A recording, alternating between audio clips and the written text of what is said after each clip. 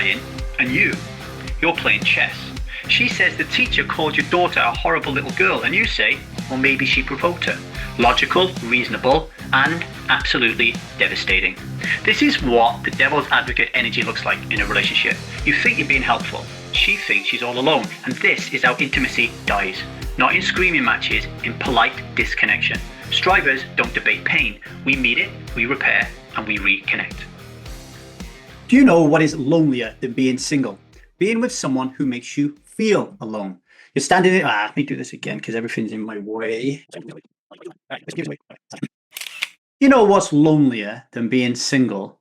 Being with someone who makes you feel alone. You're standing in the kitchen, you're talking, you're pleading, and the person across from you, they're nodding politely, like they're at a board meeting, not in a marriage. It's subtle, but it can be devastating. And this week, I realized that I have been doing that to my wife. And the part of me doing it thought it was being noble, thought it was keeping the peace. But it was just driving a wedge deeper into the space where intimacy is supposed to live. And for some of you listening to this, especially the young mums out there, you know exactly what I'm talking about because you've been on the receiving end of it. Or maybe you've been the one doing it. But either way, it hurts. And too many of us are numbing that hurt with wine, not repair.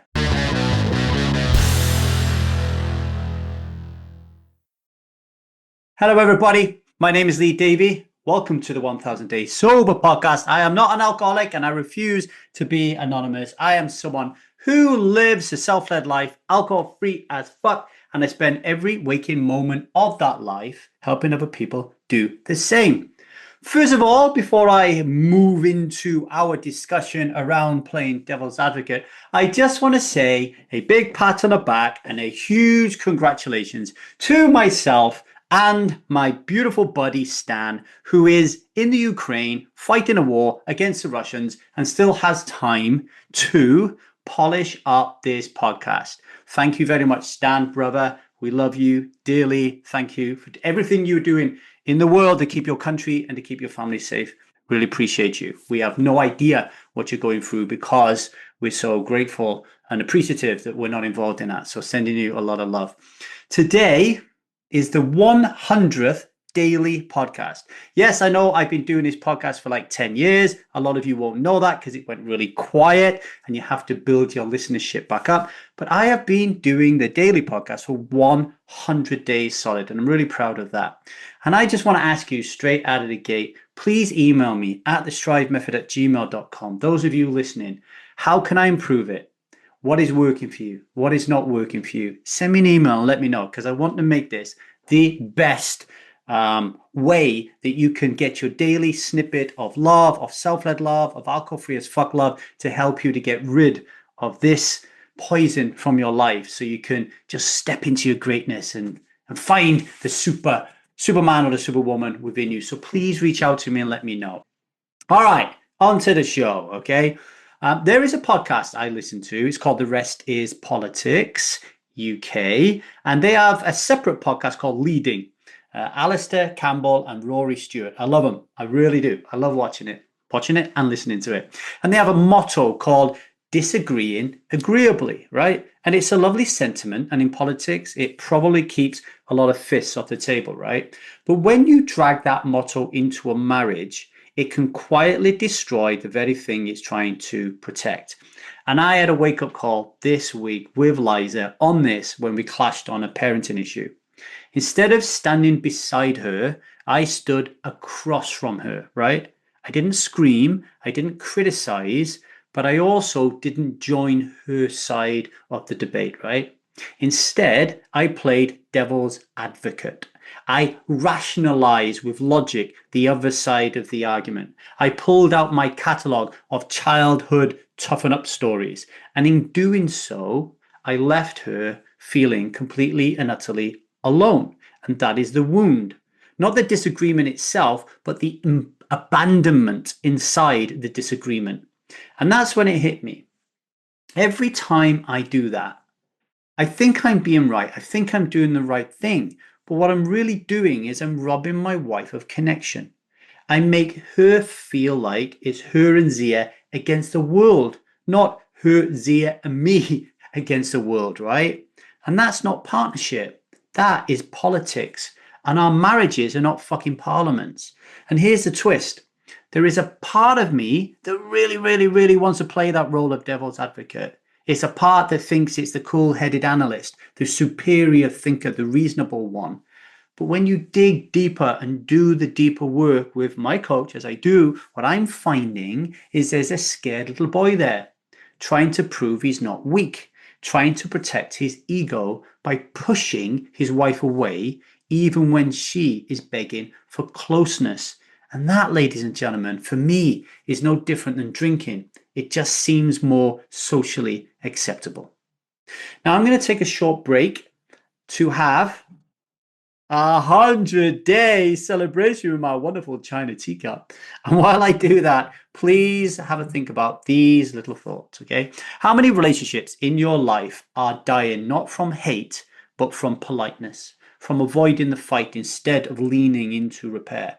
And if you are numbing that ache with a glass of wine, what would it feel like if you reached out for connection instead?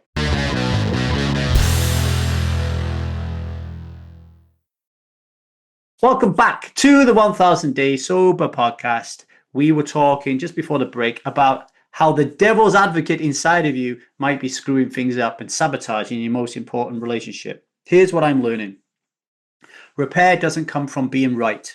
Being right, or the need or the desire to want to be right, is one of the biggest relationship killers in the world, right? Repair doesn't come from being right. It comes from being real. When I am in part energy, right, especially that self-important, logical, over-functioning little boy, I am unfit for intimacy. Even if my tone is calm, even if my words sound smart, right, I am not able to step into the space that my wife needs me to at that time.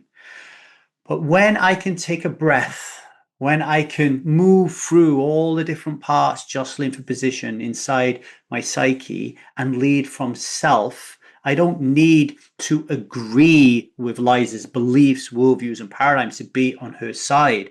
What I need in that moment and what I get access to when I'm in self is I can see her, I can feel her, and I can support her. Not with logic, but with presence, the presence of a man.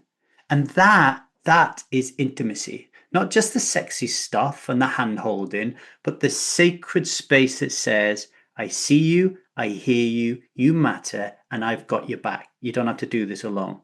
And if you're a young mother out there listening to this, drowning in tantrums and dishes and the silent screams of unmet needs, I want you to hear this, right? You deserve more than a partner who just nods and walks away. You deserve to be met. And if that partner is you, it's time to stop drinking to escape yourself and start building a bridge back to self, okay? And that is what we do at Strive. We learn how to repair and we learn how to love without disappearing. We also learn how to lead without alcohol, without ego, and without the devil's advocate running the show.